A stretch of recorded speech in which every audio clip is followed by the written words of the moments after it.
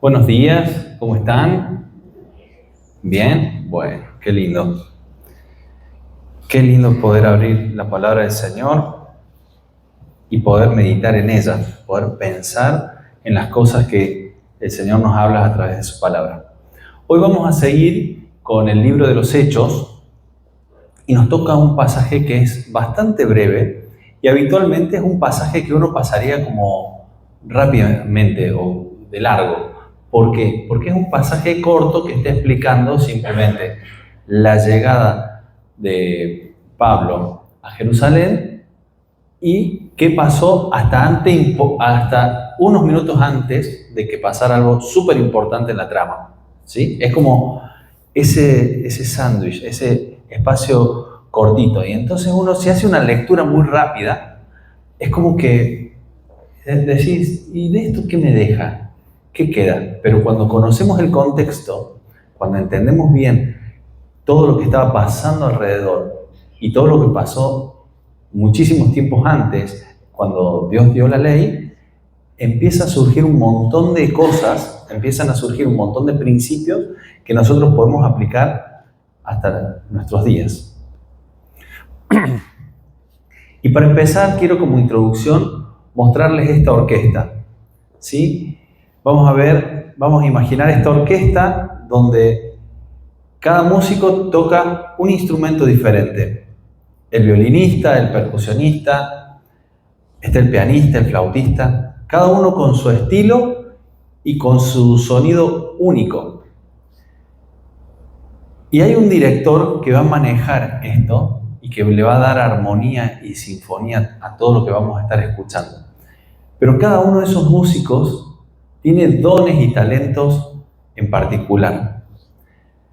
En la iglesia, el director de la orquesta es nuestro Señor. Y nosotros somos cada uno de esos músicos y somos parte de esta orquesta tan linda que es la iglesia. Para empezar, no sabía cuán atrás irme, pero sí los quiero poner bien en contexto. Y a mí me encanta, cada vez que explico la Biblia, explicar bien el contexto de lo que estamos leyendo, porque creo que se saca muchísima riqueza de eso. Es como poder realmente entender hasta lo profundo el más mínimo detalle, o por lo menos lo vamos a intentar, ¿sí? En esta imagen encontré una página muy linda en internet que muestra un montón de imágenes tipo dibujos de toda la Biblia, o de prácticamente todas. Así que estuvo muy lindo para empezar a poner imágenes. Y quiero arrancar con el autor de este libro, que es Lucas. Lucas escribe 2 libros, estamos leyendo el volumen 2 de Lucas, ¿sí? El volumen 1 es el Evangelio de Lucas y el volumen 2 es los Hechos de los Apóstoles, es decir, qué pasó con estos apóstoles después de Cristo. Y todo arranca en el capítulo 1 del libro de los Hechos con la ascensión de Jesús. Hoy José, cuando hizo la introducción, hablaba un poco de la ascensión del Señor y me gustó esto de poder estar en sintonía. Y en la ascensión, el Señor, momentos antes de irse, da instrucciones a sus discípulos. ¿Y qué les dice que hagan? Vayan por todo el mundo, prediquen el Evangelio y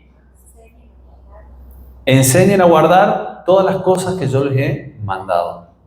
Y eso van a hacer. El libro de los Hechos es la descripción de este asunto, de que ellos iban por todo el mundo predicando el Evangelio. Pero apenas ellos empezaron a hacerlo, empezaron a tener problemas y dificultades que ellos no sabían que iban a tener. ¿Por qué? Porque el pueblo de Israel tenía una historia. El pueblo de Israel, desde que fue llamado, desde Abraham en adelante, Dios hace un pacto con ellos y ellos tenían una cercanía con Dios y tenían estatutos y leyes que seguir. Entonces ellos vivían en base a esas leyes y estatutos. Pero ¿qué pasó? El Señor les dijo, vayan a Judea, donde estaba Jerusalén, a Samaria, que ya era la provincia al lado, y hasta los confines de la tierra. Y en la medida que ellos van saliendo y van predicando afuera de Jerusalén, donde ya no había ley, surgen inconvenientes. Y el inconveniente principal es que cuando se iban convirtiendo las personas que no eran judías, los judíos decían, bueno, ellos también tienen que cumplir con la ley. Y ahí empezamos a tener una multitud de problemas que los discípulos mismos no sabían en sí cómo tratarlo porque no lo habían hablado previamente. Entonces, vamos a ver diferencias grandes que había entre los cristianos judíos y los cristianos gentiles. Gentiles se les llamaba a todas las personas que no estaban en el pueblo de Israel, que no eran judíos en sí, ¿sí? Eran todo el resto, eran los judíos y todos los demás se les llama gentiles. Y fíjense en algunos detalles. Primero, en religión y prácticas culturales. Según la ley de Moisés, incluía prácticas como la circuncisión, las leyes dietéticas, es decir, la comida kosher, y las festividades judías, y por último, el culto en el templo. Estas 4 cosas eran fundamentales de todo buen judío. Y el judío creía que si respetaba todas estas cosas a rajatabla, iba a ser salvo. ¿Sí? Ahora, los gentiles tenían otra cosmovisión. Probablemente hayan sido paganos antes de conocer al Señor. Entonces, ellos no tenían en cuenta todas estas cosas. Fíjense acá el punto 2 de la circuncisión. Para el judío, desde Abraham en adelante, era importantísimo. Era como pertenecer al pueblo de Dios. Si estaba circuncidado, este pertenece al pueblo de Dios. Es parte, como si fuese parte de la iglesia. Ahora los gentiles no practicaban la circuncisión y Pablo mismo empezó a enseñar que no hacía falta que se circunciden. Ya mencionamos algo de las leyes dietéticas, de los alimentos que consumían, que la adoración y culto lo hacían en el templo. Los judíos tenían una percepción del Mesías. Ellos estaban esperando a un descendiente de Abraham, hijo de David, que sea el Mesías y que cumpla con las promesas del antiguo pacto. En cambio, los gentiles no estaban esperando nada de eso. Y había una tensión en la iglesia primitiva, que esto es donde vamos a hacer foco hoy, en que los judíos cristianos insistían en que los gentiles, que estos otros, tenían que seguir la ley mosaica para ser un verdadero cristiano. Ellos como que iban por atrás y decían, bueno, si yo cumplo todo esto, él tiene que hacer lo mismo que yo. Esto como que no vale sino. ¿Sí? En cambio los gentiles, miren, acá lo menciono por primera vez, pero ya lo vamos a ver en mayor detalle. La iglesia, bajo la guía del Espíritu Santo y los apóstoles, concluyó de que los gentiles no estaban obligados a seguir la ley de Moisés, sino que debían abstenerse de ciertas prácticas, y que lo vamos a ver ahora. ¿Por qué les cuento todo esto? Porque el corazón del pasaje habla de esto. Entonces, una vez que fueron a predicar en Hechos capítulo 15, Pablo dijo, espera, yo estoy predicando y por atrás mío vienen otros cristianos que dicen que hay que volver a la ley de Moisés. Entonces frena y se vuelve a Jerusalén para hablar con el resto de los apóstoles. Entonces acá, en Hechos capítulo 15, Pablo se reúne con el resto de los apóstoles y llegan a esta conclusión. Fíjense lo que dice el versículo 19. Por tanto, yo opino que no debemos molestar a los que de entre los gentiles se convierten a Dios, sino que les escribamos que se abstengan de cosas contaminadas, 1, de cosas contaminadas por los ídolos, 2, de fornicación, 3, de estrangulado y de sangre, que eran formas de preparar el alimento. Básicamente, de los 3 puntos, 2 puntos estaban muy relacionados con el tema de la alimentación. En los lugares fuera de Jerusalén, ¿qué pasaba? Uno iba a hacer los sacrificios a la carnicería. El lugar donde se hacían los sacrificios, se mataba el animal y después se lo ofrecían a los ídolos. ¿Y qué hacían con el animal? Después lo vendían. Entonces era el lugar donde uno se alimentaba. Para un judío esto era horroroso. realmente violentaba el pensamiento de un judío. Entonces, bueno, ellos tendrían sus animales y harían esas cosas. Pero fíjense que en lo que tienen en cuenta cuando hacen esta reunión, este concilio, es de no dañar tanto al hermano judío que estaba afuera de Jerusalén, ¿sí? Y el segundo punto que es muy importante es la fornicación, es decir, no pueden andar teniendo relaciones todos con todos, tienen que conservar la unidad entre el hombre y la mujer y ya. ¿Por qué? Porque los otros pueblos que eran muy paganos eran también muy liberales en ese aspecto. Entonces, después de haber tenido este concilio de Jerusalén, salen acá los tres, Pablo, Silas y Bernabé, y vuelven a los mismos lugares a donde habían estado, pero vuelven con una carta, como diciendo, miren, los apóstoles de Jerusalén opinan lo mismo, ellos escribieron de puño y letra esto, y volvieran, ahí viene a hacer el segundo viaje misionero de Pablo, presentando esta carta y mostrándole que solamente tenían que cumplir con esto. ¿Qué pasa 7 años después? Pablo siguió predicando por todo lo que es Asia Menor, que es esta zona, y Europa. Él sigue predicando, mostrando esto, ¿y qué pasaba? Por ejemplo, él pasa por Galacia, forma la iglesia de Galacia, y cuando sigue avanzando a otras iglesias, porque él era un misionero, se da cuenta que los gálatas habían llegado otros cristianos desde Jerusalén y los habían hecho volverse a la ley de Moisés. Entonces, todo el libro de Gálatas, Pablo empieza a refutar este problema. Es decir, no hacía falta. Si yo les enseñé bien, fíjense en esto. Y ahí todo el libro va a relatar esto.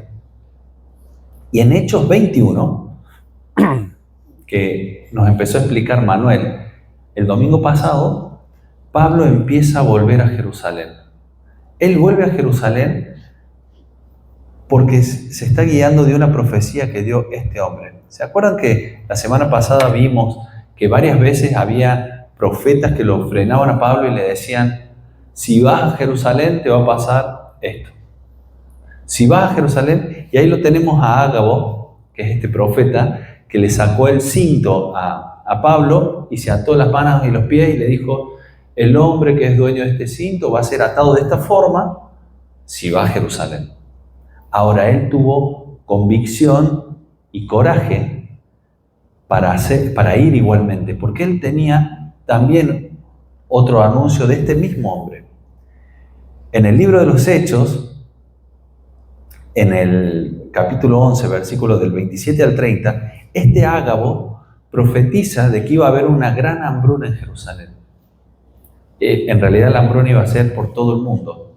Entonces Pablo empieza a pedir ofrendas guiadas específicamente para llevarlas a Judea, para volver con la ofrenda, para bendecir a los hermanos en Jerusalén. Y por eso es que él viene. Si vemos un poquito más adelante, en Hechos capítulo 24, versículo 17, es un poquito más adelante de lo que vamos a ver hoy. Ya Pablo fue encarcelado y lo están llevando delante de las autoridades. Y acá está delante de Félix, una de las autoridades romanas, y Pablo cuando le explica le dice esto, pero pasado algunos años, estos 7 años que pasaron, vine a hacer limosnas a mi nación y presentar ofrendas. Es decir, Pablo le empieza a explicar al que lo está indagando por qué volvió. Porque le dice, ¿por qué volviste vos? Y le dice, bueno, recogió una ofrenda y fui a llevársela a mis hermanos. ¿Sí? Ese es el contexto en el que estamos hoy. Pero antes de arrancar con el texto bíblico, quiero mostrarles una cosa más del Antiguo Testamento, y esto es parte de la ley. En Números, que está en el Pentateuco, que lo escribió Moisés, dentro de las leyes de Moisés, aparece esta ley que es el voto nazareo, que quiero que juntos lo veamos. Fíjense en la imagen un poquito, porque creo que tiene cosas interesantes que podemos destacar para que nos quede bien fijado el concepto. ¿Qué tiene en la mano este hombre? ¿Cómo? Una copa de vino, exactamente. Vemos uvas acá, ¿sí? Vemos el pelo, ¿tiene pelo corto o pelo largo? tiene pelo largo. Y acá atrás, fíjense que hay gente que está muy solemne, como en un velorio, ¿sí? Están esos 4 elementos que lo vamos a ver expresados acá en Números, capítulo 6, versículo 1. Si me quieren seguir, dice así: de nuevo el Señor dijo a Moisés: habla a los israelitas y dile, el hombre o la mujer, esto puede ser para hombre o mujer, que haga un voto especial, el voto de Nazareo, para dedicarse al Señor, se abstendrá de vino y licor, no beberá vinagre, ya sea de vino o de licor. Tampoco beberá ningún jugo de uva, ni comerá uvas frescas ni secas. Es decir, ni vino ni nada que tenga que ver con la uva, ¿sí?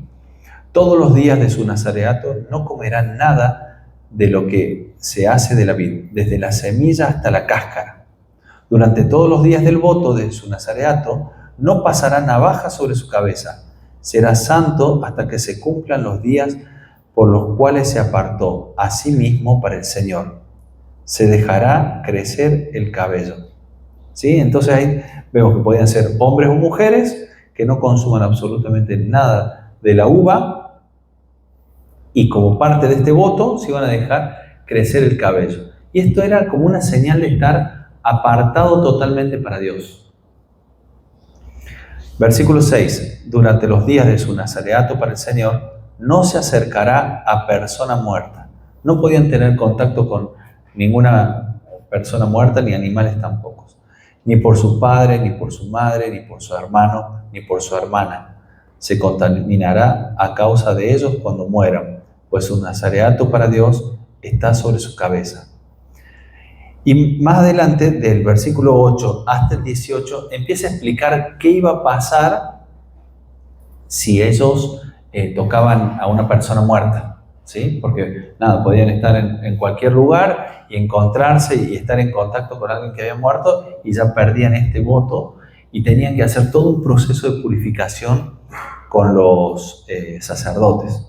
Y en el versículo 18 dice así: entonces el nazareo, cuando ya termine ese periodo de tiempo, se rasurará el cabello de toda su cabeza consagrada a la entrada de la tienda de reunión, y tomará el cabello de su cabeza consagrada y lo pondrá en el fuego que arde debajo del sacrificio de las ofrendas de paz. Esto era algo que cada uno lo hacía en el corazón. Decidía personalmente y decía, bueno, yo quiero hacer este voto. Yo quiero consagrarme más a Dios, y lo podían hacer. En la Biblia hay relato de 3 personas que fueron nazareos. 2 desde la concepción y 1 por un voto que había hecho la madre. ¿Sí? ¿Se acuerdan quiénes eran? Sansón. Otro, ese era el más fácil, Otro, nazareo. El otro fue Juan el Bautista.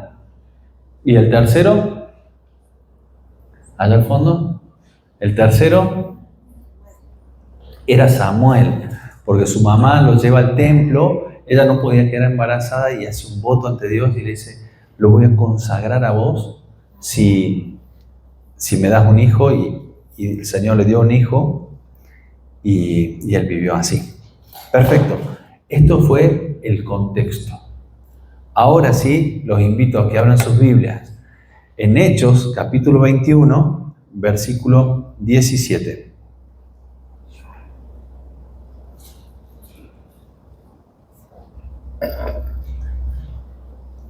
Hechos 21, 17. Entonces vamos a ir leyendo y van a ver que ahora lo van a ir entendiendo bien al pasaje. Versículo 17. Cuando llegamos a Jerusalén, los hermanos nos recibieron con regocijo.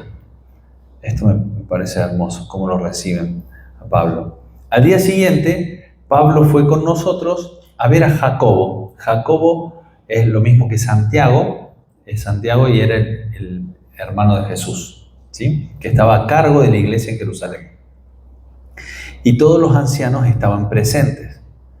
Después de saludarlos, comenzó a referirles una por una las cosas que Dios había hecho entre los gentiles mediante su ministerio. Fíjense, esto de irles contando una por una todas las cosas era el testimonio de lo que había pasado. No sé, oramos por tal persona y se sanó. Y iban contando.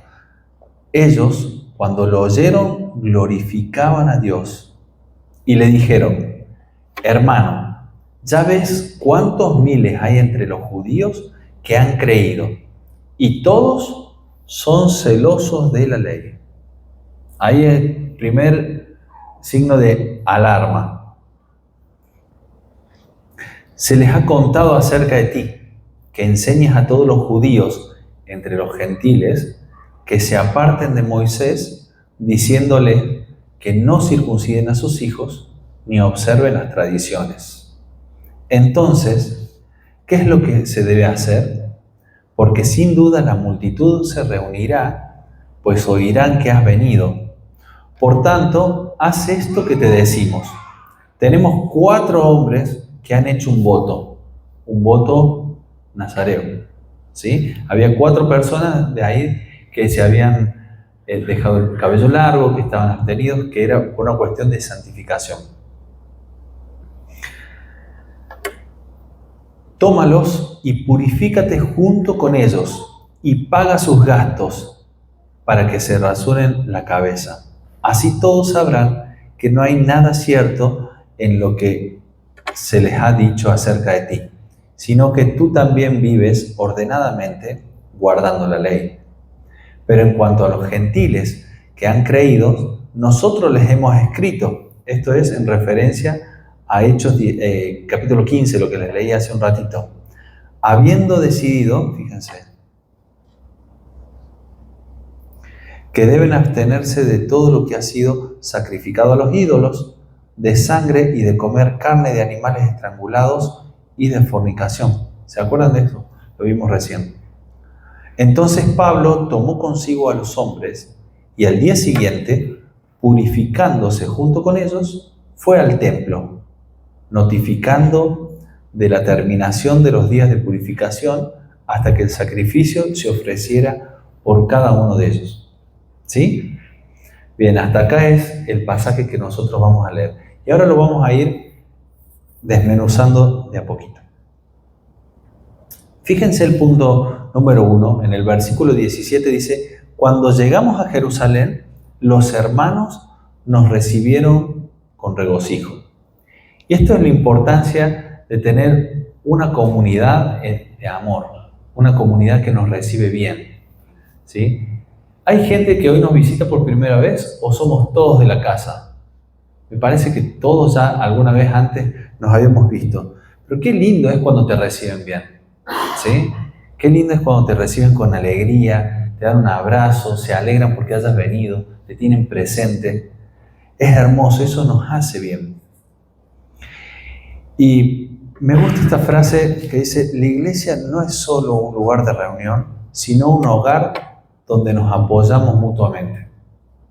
La iglesia tiene que tener esta esencia y este corazón. Es parte de lo fundamental de ser iglesia. Y miren qué dice acá en Hebreos, capítulo 10, versículo 24. Consideremos cómo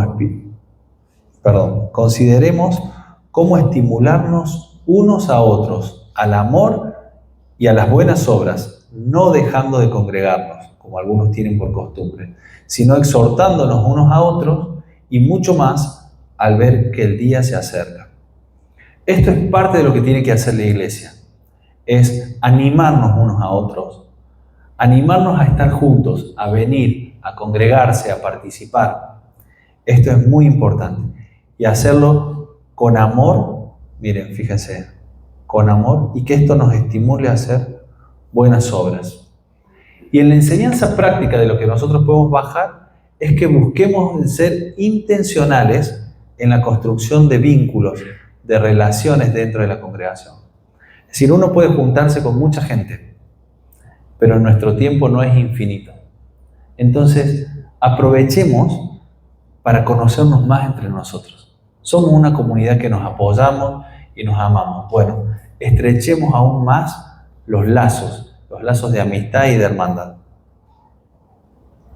Acá vi varios ejemplos. Por ejemplo, el Salmo 133, 1 dice: mirad cuán bueno y cuán delicioso es habitar los hermanos juntos en armonía. En Juan 17, 21 dice: para que todos sean uno, como tú, oh Padre, en mí y yo en ti, que también ellos sean uno en nosotros, para que el mundo crea que tú me enviaste. Esta en Juan 17 es la oración de Jesús al Padre, es una oración hermosa. Y les dice, para que el mundo crea, tiene que ser uno, ¿sí? ¿Y cómo vamos a ser uno si entre nosotros no tenemos contacto o comunión? Efesios 4:3 dice: solícitos en guardar la unidad del Espíritu en el vínculo de la paz. Estas palabras complicadas vendrían a ser: llévense bien, muchachos. Pongan manto de gracia, de paz, de armonía. En Colosenses capítulo 3, versículo 14, dice: y sobre todas las cosas, vestidos de amor, que es el vínculo perfecto. Si nosotros a nuestras palabras y a nuestras relaciones le sumamos amor y paz, muy difícilmente tengamos conflictos o peleas.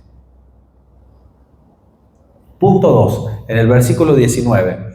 Después de saludarlos, comenzó a referirles una por una las cosas que Dios había hecho entre los gentiles mediante de su ministerio. Esto me encanta. En particular, mi suegro es un hombre que ama mucho al Señor y busca ayudar a otros, busca predicar y siempre tiene un montón de historias de la obra de Dios en la vida de la gente. Y a mí me gusta escucharlo, porque renueva mi fe. Ahora, si yo les digo que hagamos un stop, unos minutos, unos segundos, ¿cuántas historias o cuántos momentos vos podés contar de la obra de Dios en tu vida?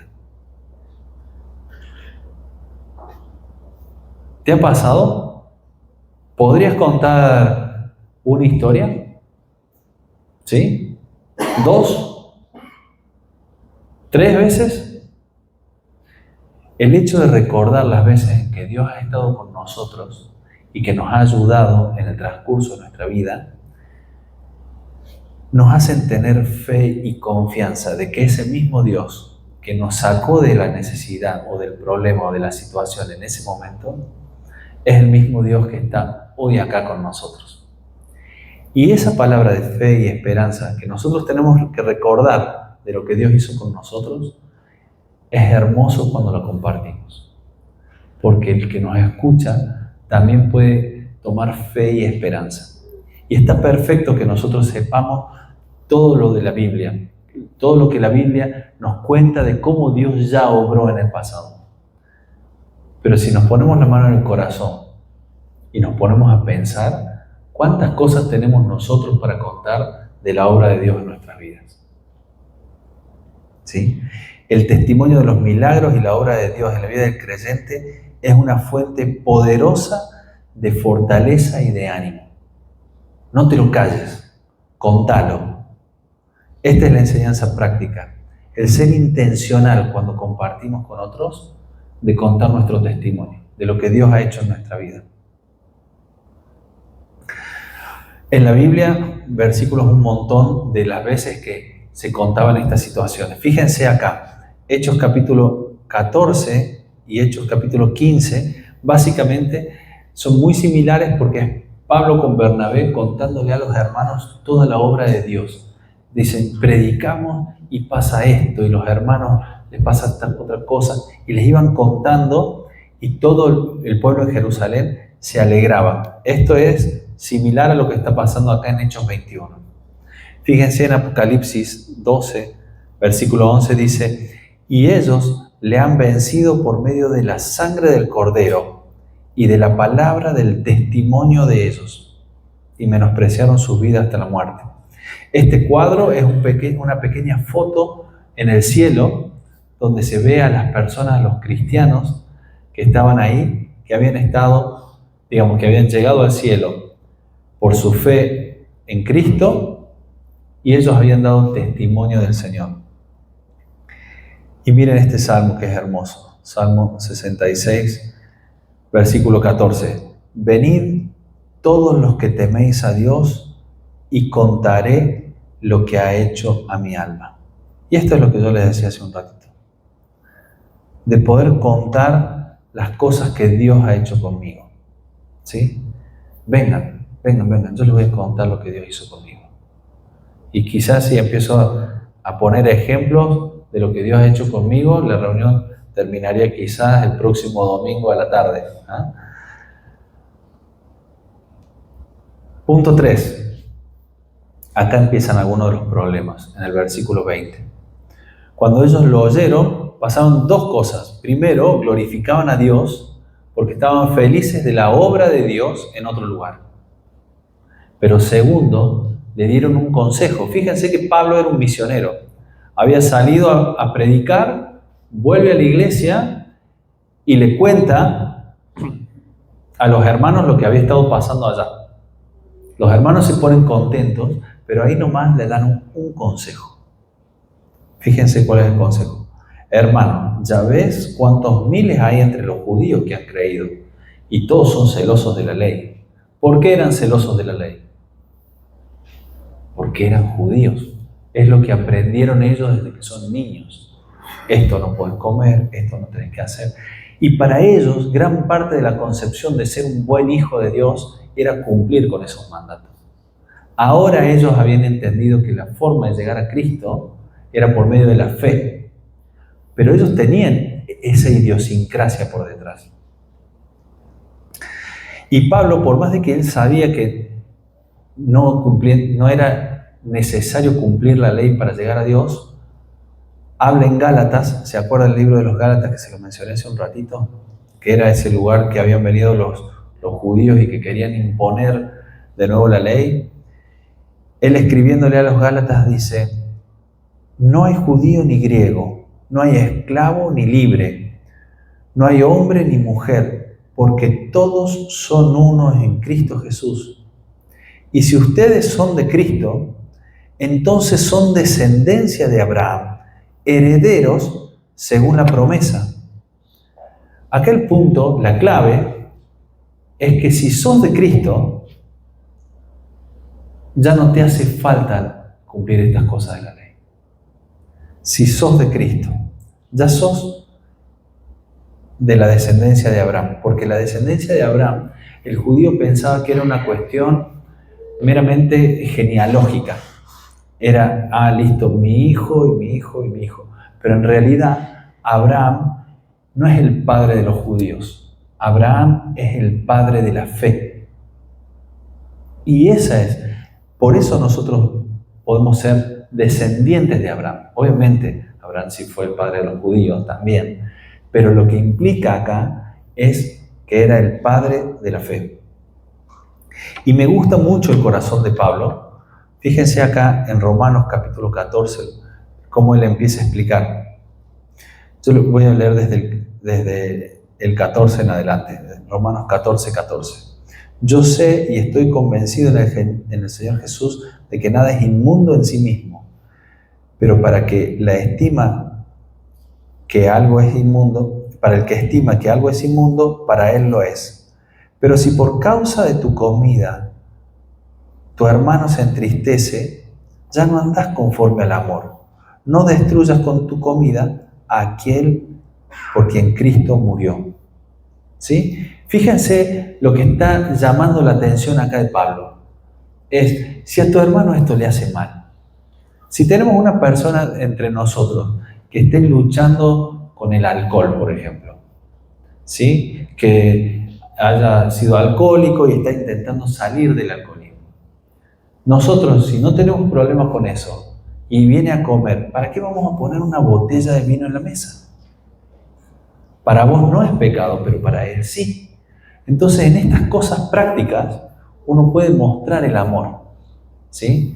Por ejemplo, los otros días los pasé a buscar a los chicos que son de Suiza y yo en mi cabeza era, tengo que estar a horario, les tengo que llegar a tiempo, porque para ellos que no son de acá, que vos le digas las 2:15 no son las 2:20, ¿sí? Entonces uno se puede adaptar por amor, ¿sí? Igual que si viene una persona que es adventista o una persona que es judía a casa, no voy a hacer cerdo para comer, sino que los voy a tratar con amor, pero porque me adapto para llegar al otro. Y eso es lo que Pablo está haciendo ahora con los mismos judíos, porque él tenía libertad en todo esto.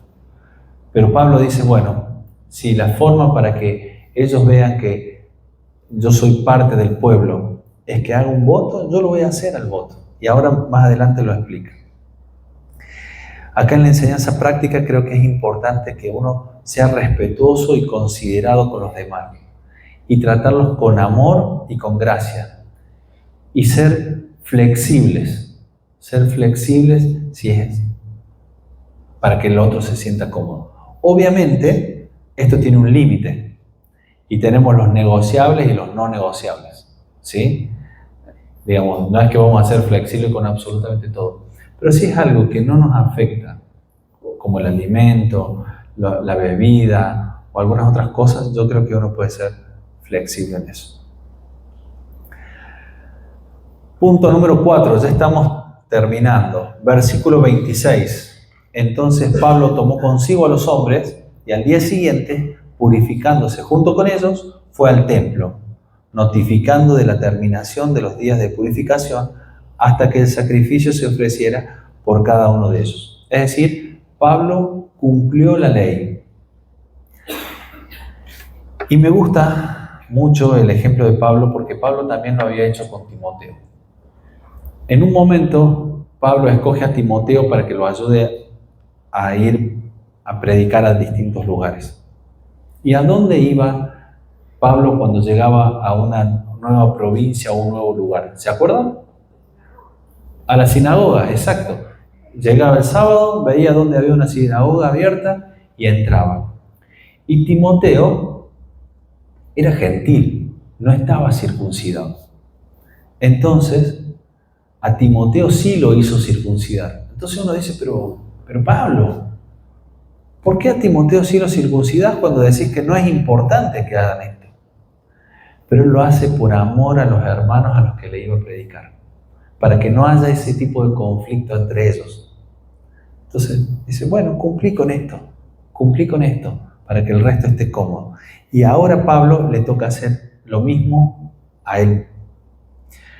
Miren lo que dice acá en 1 Corintios 9:19. Porque aunque soy libre de todos me he hecho esclavo para ganar al mayor número posible. A los judíos me hice como judío para poder ganar a los judíos. A los que están bajo la ley, como bajo la ley, aunque yo no estoy bajo la ley, para poder ganar a los que están bajo la ley. A los que están sin ley como sin ley, aunque no estoy sin la ley de Dios, sino bajo la ley de Cristo, para poder ganar a los que están sin ley. A los débiles me hice débil para ganar a los débiles, y a todos me he hecho todo para que por todos los medios salve a algunos. Y todo lo hago por amor del Evangelio, para ser partícipe de él. ¿Sí? Y este es el corazón. Y este es el corazón del mensaje también. Es que Pablo obraba con amor con los hermanos. ¿Sí? Pablo estaba dispuesto a hacer sacrificios personales por amor al otro. Y esto va a la parte práctica, a preguntarnos a cada uno de nosotros. ¿Estamos dispuestos a hacer sacrificios por el bien de la comunidad? ¿O te queda muy incómodo? ¿Estás dispuesto a separar de tu tiempo y de tu esfuerzo para bendecir a los hermanos? Si vemos el ejemplo de Pablo, sí vamos a estar dispuestos. Y como conclusión, y ya terminando, vemos los puntos principales de lo que pasó. Primero, Pablo llegó y fue bien recibido. Entonces nosotros tenemos que tener una hermosa actitud con el que viene nuevo.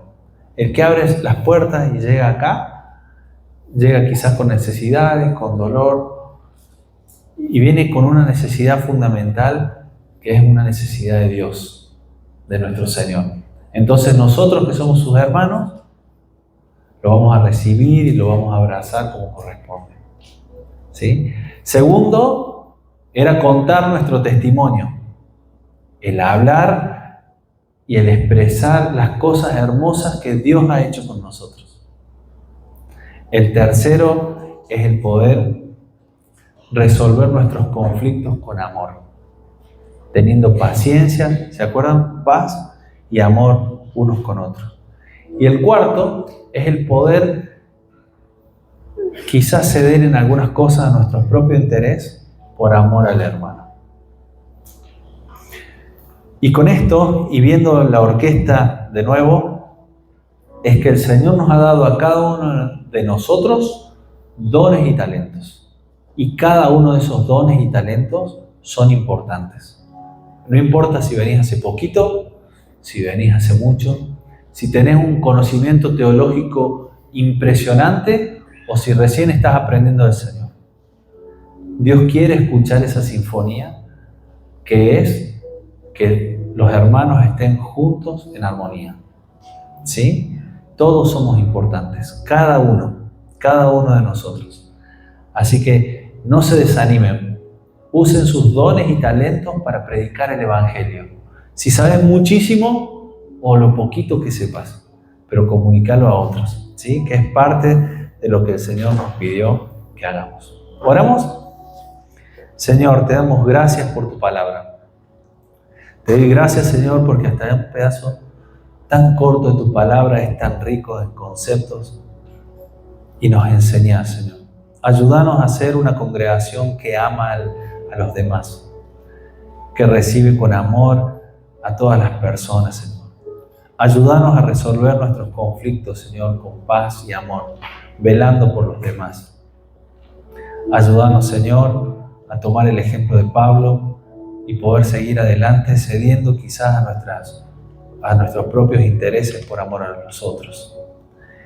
Y con ese mismo corazón con el que tenía Pablo de hacer todo estos esfuerzos, es para que alguno más pueda salvarse y llegar a tus pies, Señor, que es lo que nos encomendaste. Nos ponemos en tus manos, Señor.